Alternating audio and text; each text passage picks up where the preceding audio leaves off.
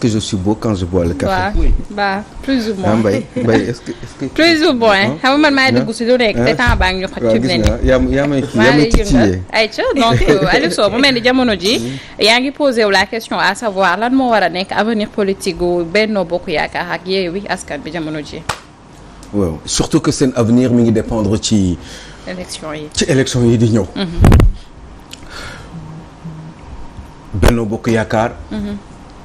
mu doon li nga xam ne dañ ko tabax depuis 2012 pendant la période d'entre les deux justement tours bi nga xam ne Macky Sall dafa waroon jàkkaarloog donc le président donc sortant d'alors Abdoulaye Wade.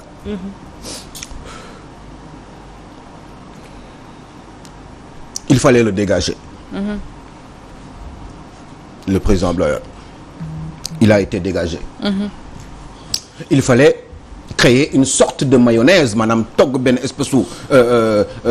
mayonnaise. boo xam ne moo leen waroon permettre lii ñu jël ñu mën ci gouverner. pour ne pas dire nguuru. finalement eh ben mayonnaise boobu wala suppu kànja boobu. Macky Sall moom la téye di ko yëngal. yëngal ak tibb maye. ak di tibb maye di comment dire di ci séddale. et ben 2019 ñëw mu gagné. Waaw. élection législative yi ñëw un petit peu avant mu gagné. àdduna di dem dëkk bi di metti. nit ñi di sonn. liggéey amul. coono yi bari feebar yi bari stress yi bari dans le pays. scandale yi bari. ku ma am ndey ak ku ma amul ndey aussi. justice ñu seetlu ko beaucoup. dans la justice de ce pays. donc forcément mu créer ay sentiments. de rejet ci lu bari au niveau du camp de Benno Bokk Yaakaar. sentiment yooyu jox la possibilité. ou une ouverture à des hommes politiques ñi nga xam ne ñoom ñoo jàkkaarloog nguur gi. eh ben ñuy gën a yéeg ci sympathie. chez les populations parce que yàgg nañu wax ni sénégalais yi du ñu fal. wala dañuy folli. bi ma xoolee loolu yëpp j'ai commencé à me demander est-ce que ça ne serait pas la même chose pour élection yii di ñëw. maanaam le 31 juillet muy élection législative yi. élection yi nga xam ne dafa am ñaar wala ñetti camp yu doy waar yoo xam ne ñoo ëpp chance véritablement pour ñu am une bonne sélection de députés. pour pas dire une majorité à l'Assemblée nationale. ñooñu mooy le camp justement des sortants. mooy Benno Bokk Yaakaar. ñeneen ñi ñooy Yewwi Askan Wi muy la formation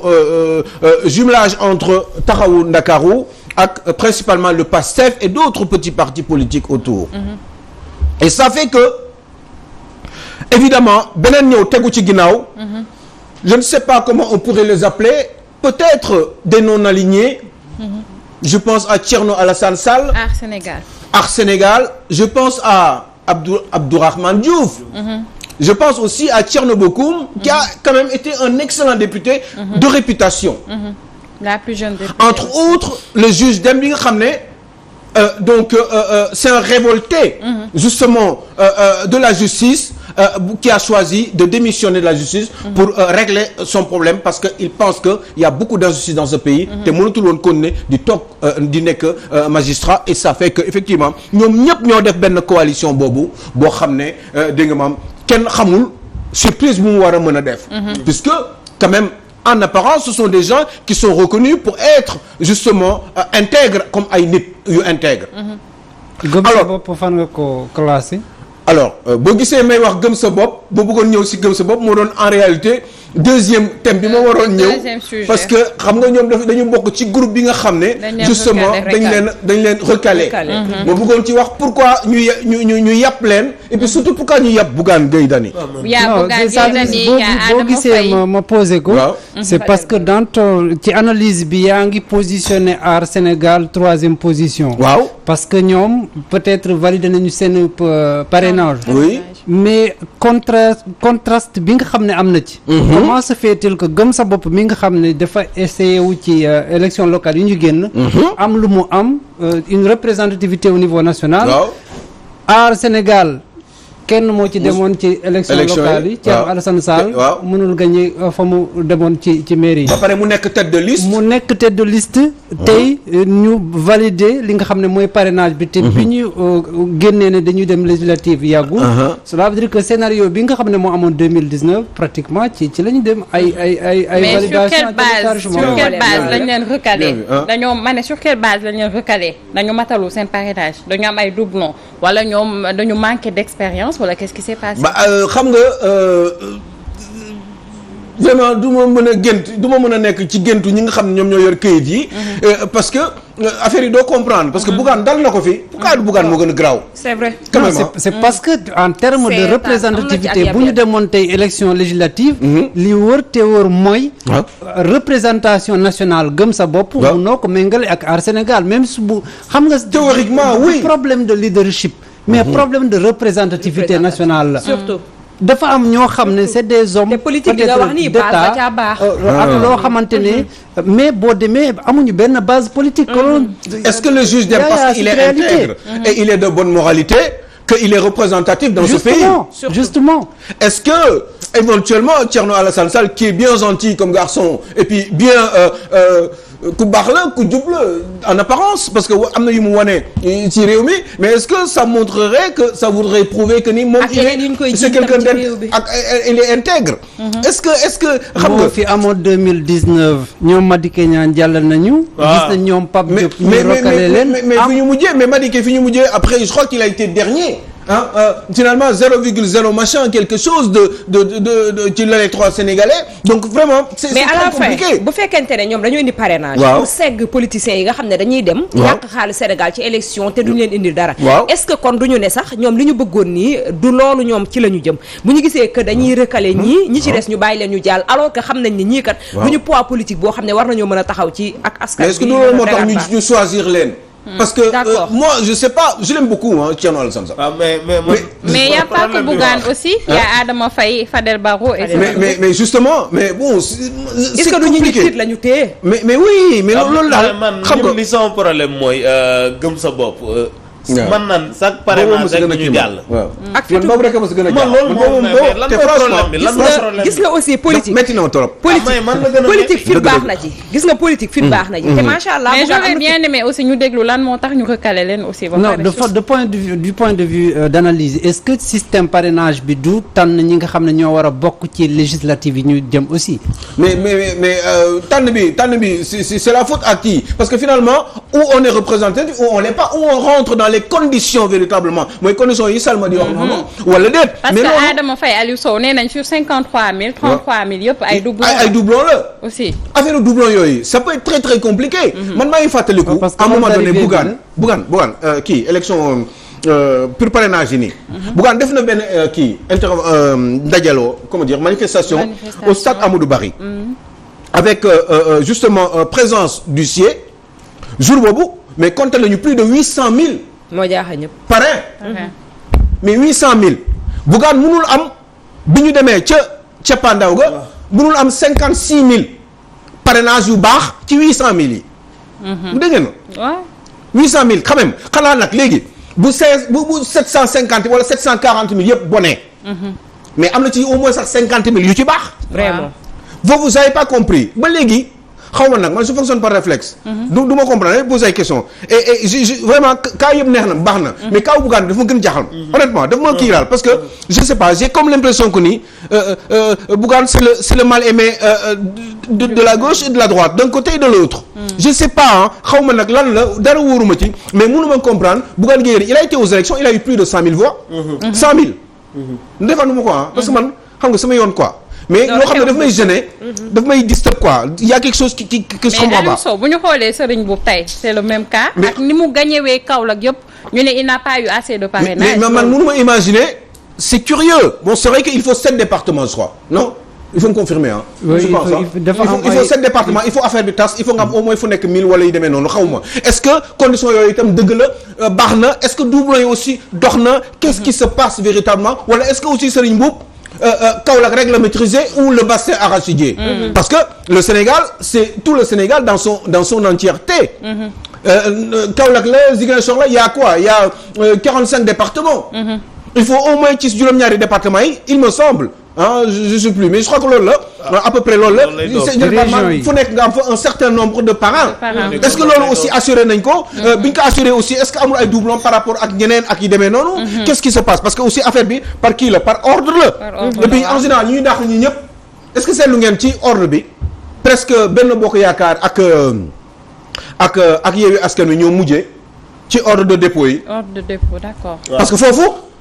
kenn mënul wax ni tricherie am na fa. ndax ñu bari ñoo jiitu parce que bu doon loolu rek benn bokkaay dina jéem a teg sax boppam ci kii parce que ku njëkk affaire bi doublon bi mooy ku njëkk. li nga joxe keneen bu ko ñëwee joxe dañ koy éliminer. bu fekkee ne Mbaye Laye da nga ñëw joxe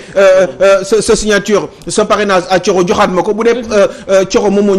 njëkk déposé et ben man su ma ñëwee après dañ may rejeté donc 34 000 de Adama Faye. Est-ce que aussi parce que on est en politique et la science politique elle est très compliquée. Est-ce que aussi Adama Faye tegaluñ ko deal boobu exprès. mën na nekk. defal ko ay doublons pour ñu ne ci famille diw la bokk moo tax ñu dàq ko.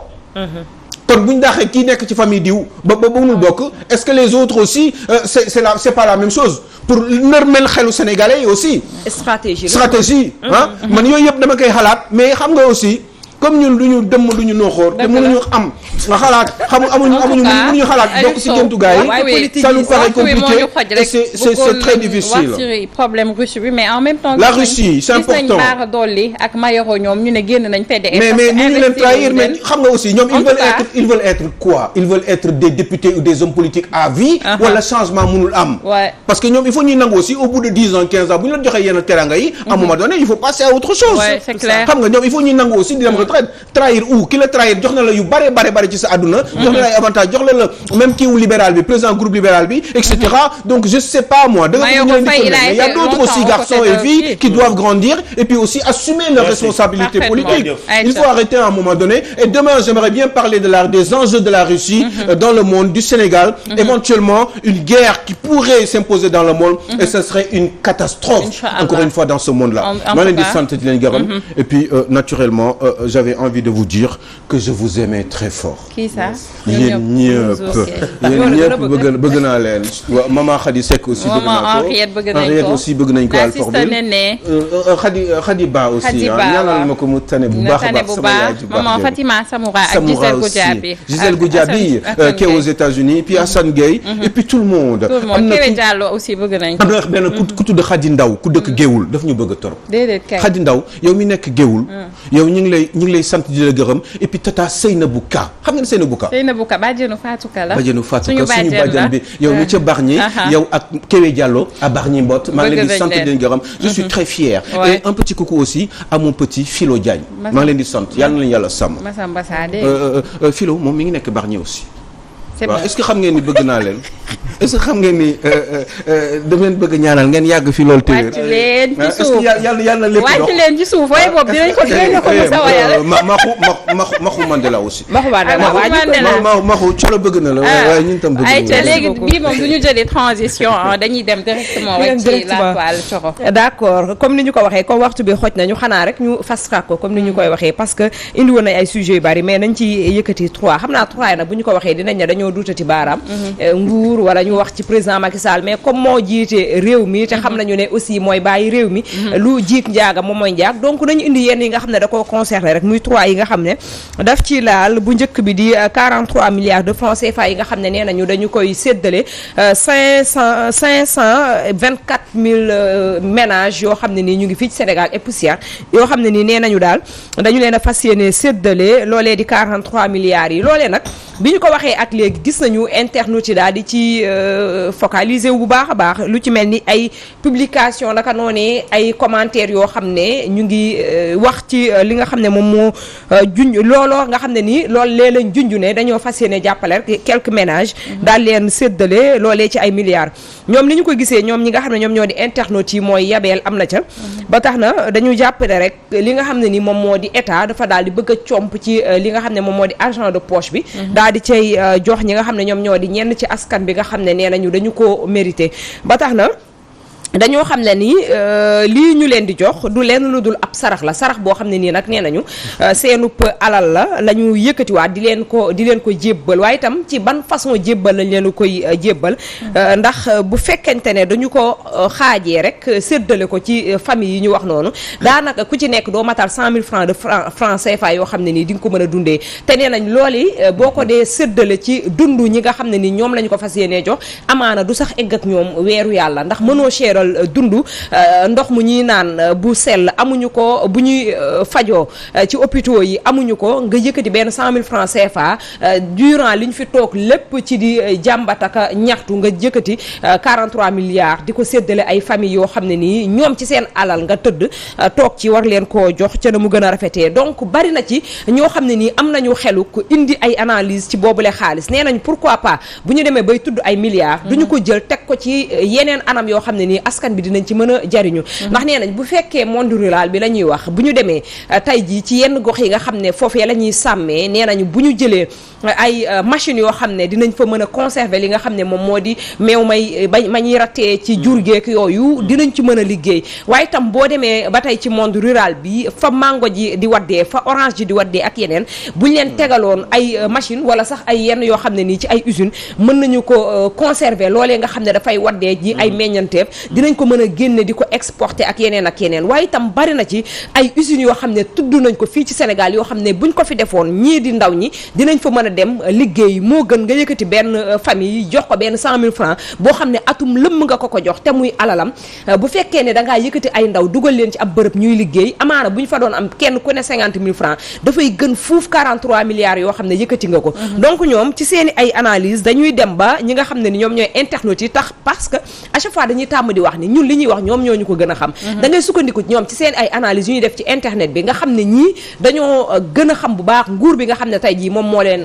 féete kaw ñu yaakaar ne sax dañuy dem ba di leen nax ba tax na ñoom jàpp nañ ne 43 milliards yooyee du lenn lu dul ay législative la ñu jublu ñii di nguur yaakaar naa seen xel dalul dara ci na seen nekkin ak na leen askan bi wane woon seen boppam ci élection yi weesu tax na ba ñu daal di tiit tax tamit ba ñu daal di përti bëgg a def leneen loo xam ne dafa war a arranger seen poche waaye tam arranger askan bi mais jàpp nañ ne ñoom askan bi nga xam ne ñoom ñoo nekk ci internet bi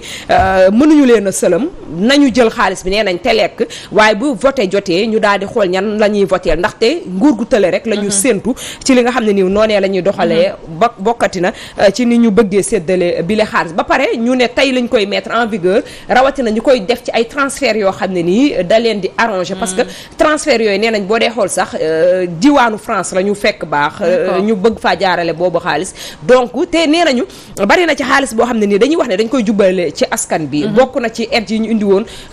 ci Covid bi ba mu ñëwee ak yeneen am na lu ci bari ci ay wax yoo xam ne juddu woon na ci gis nañ ci Mansour Faye nañ ko ci tuddee ak yeneen ci alal yoo xam ne nii nee nañ nam ko séddalee baaxul donc askan bi daal mel na ni yeewu nañ bu baax a baax ci côté boobu ba tax na bu ñu ko temps bi mayee ba tey rek ñu daal di enchaîner ci leneen loo xam ne nii tam dafay daal di laal ba tey nguurug Sénégal rawatina kii di njiital réew mi président Macky Sall ginnaaw fan yi mu génn daal di wax ci réseaux sociaux yi que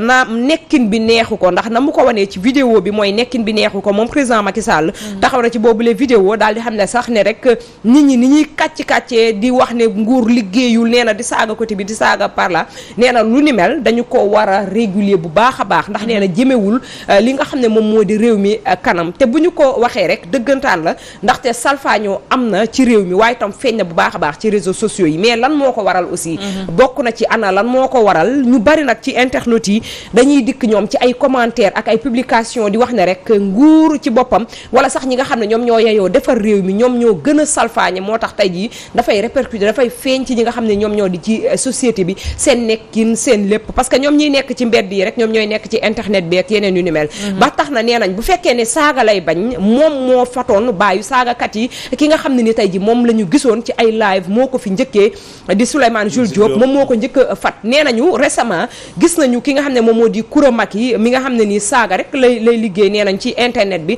ndax ñii di internet yi ñoom ñoo ko wax mu fat ko fan yi weesu daal di koy dalal foofee ca palais bi alors que am na ay frustré yoo xam ne ni ñu ngi bokk ci APR rawatina ci Benno Bokk Yaakaar gi nga xam ne ñoom ñoo gën a woon yayoo gën a taxawal ci jëmm politique ci seen ay gox ñii di moom président Macky Sall kiiwu leen ca biir présidentielle fële ca fi nga xam ne ni moom moo di ca palais ba muy fat ñi nga xam ne ni ñoom ñooy ay saagakat wala sax nag ñoo xam ne dañoo trahir ci benn côté nee nañ lu ni mel bu ñu ko dee xool dafay gën a yàq société bi tax na ba day feeñ ci réseaux sociaux yi te it leneen li ñu ci gis lu bees moom mooy am na ay page yoo xam ne yu bari dañu xamul exactement ana lan moo indi njiital réew mi président Macky Sall turam ci yooyu les pages parce que am na ci ay page yoo xam ne mën nañoo jël Sénégal 221 yeneen ci ay page yoo xam ne noonee lañ tuddoon waaye jamono ji dañoo xamal ne kii di njiital réew mi ak ay ñoñam dañoo am ay page yoo xam ne ni mi ngi ci internet bi moom la ñu tàmbalee di jënd ba tax na am na sax fi mu nekk nii ci ay groupe yoo xam ne ñu ngi sensibiliser pour ku am ay page Facebook Instagram naka noonee TikTok ak yeneen ci loo xam ne nii dafa am nombre de vues bu bari ngir nga ñëw daal di exposé wu mën ko jaay te gis nañu ñu bari ñoo xam ne itam ñu ngi ci réseaux sociaux yi loolu la ñuy liggéey dañuy yar page ba page bi màgg pour am suivi bu bari ñu daal di koy jaayaat nee nañ daal ñoom ñi nga xam ne ñoom ñoo bokk ci nguur gi actuellement ci pratique yooyu la ñuy dox dañuy dem jënd ay page ci ay jeunes yoo xam ne nii am na ci yoo xam ne comme fii ñu koy wan ñu ngi am boo xam ne dañ koy tuddee Macky liggéey na Sénégal am boo xam ne Macky famille la am boo xam ne ne dooleel Macky la am na ci ay page yu bari yoo xam ne recensé nañ ko ñun ñu ngi ko yore yoo xam ne nii dañu ko tuddee woon neneen waaye jamono jii ñu wax ak yéen tuddee nañ ko président Macky Sall gën a fësal liggéeyam donc ñoom internet yi dañuy wax ne ana lan moo tax mu bëgg a tere li nga xam ne moom moo di internet bi alors que moom mi ngi jéem a def xaalis wala sax def alal ci loolee nga xam ne nii moom moo di ci internet bi pour ku ko mën a gën a jëmmala liggéeyam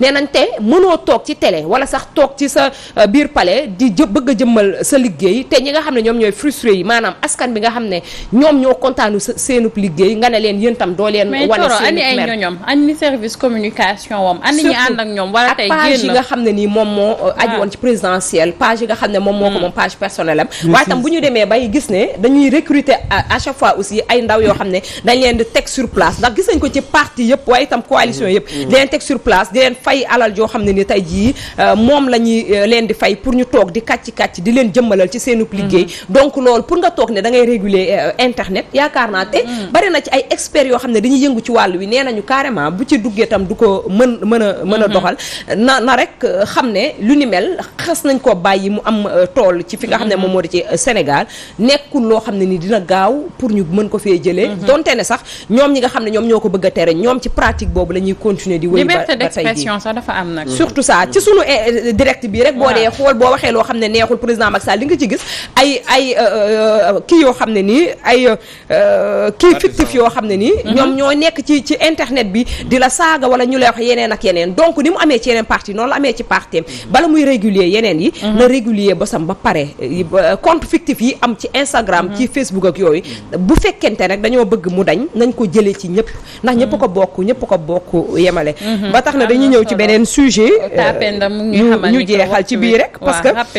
li nga xam ne ni moom moo di train express régional bi gis nañ ñi kiy démb li nga xam ne ni moom moo di xew-xew ba fa am mu di à fil de haute tension yi nga xam ne daan nañ koy dagg ba tax na lu ni mel naroon naa indi jëya ci fi nga xam ne nii moom moo di fay tolloo ak forêt classée bu Mbaaw nee nañ ci 60e kilomètre bi foofee la ñu daal di ñëw dog fa ay fil yoo xam ne nii di waroon na mën a indi jëya ndax nee nañ bu fekkonte ne amuñu li nga xam ne moom moo di ak tey ba mën a gis lu ni mel amaana bu fekkonte ne teer yi tegaloo na rek jaar fa dina mën a indi jëya ci kaw teer bi sax na muy feesee dell ak i doomi aadama waaye itam dañuy taxaw seetlu bu baax a baax ci acte de vandalisme boobu ana ñan ñoo ko def ñan ñoo bëggoon a indi boobu jëya ak lan moo tax ñu daal di indi li nga xam ne ni moom moo di jëf ju ñaaw jooji ñu daal di koy def ndax du nekk loo xam ne dañ koy rafetlu ñi nga xam ne ñoom ñene ci internet bi ñoom ñëpp dañu ànd di koo ñaawlu parce que nee nañ ak lu mu mënti doon bu fekkee sabotage la ak lu mu ci mënti doon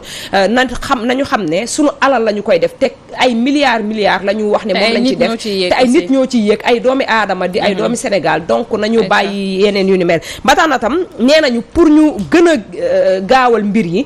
ak am na ay caméra de surveillance normalement yoo xam ne war na faa nekk yu mën a wane ñi nga xam ne ñoom ñoo def acte boobu nee nañu bu doon réewu tubaab yi la ba tey teg nañ ay disposition yoo xam ne nii ci saa si la ñuy xam diw moo def wala diw def mën leen teg ci yoon ba nga xam ne bu ëllëgee keneen di ko def mais ni mu yàggee nii ñoom tamit ci dikki démb ba tey ji ñu nekk ci di saytu ana ko defam ku deful daf leen a xaw a jaaxal ci loo xam ne tudd nañ ci ay milliards yoo xam ne ni nee nañu sax bu nit ñi nga xam ne dañ ciy yéeg il faut ñuy bàyyi xel seen protection parce que loolu mënoon na andi jiya joo xam ne tey doo xam fan lañ koy nettali bu dee sabotage lañ ci jublu loolu moom je pense que contre état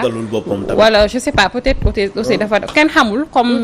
comme niñ koy waxee fi mu ne nii responsabilité yi situé guñ ko mais nekk na loo xam ne jar nañu saytu ko responsabilité yi yaakaar naa bi ñu koy def ak milliards yi ñu ci tudd yëpp war nañoo caméra yi waaw disposition yoo xam ne nii dina war a mën a wane comme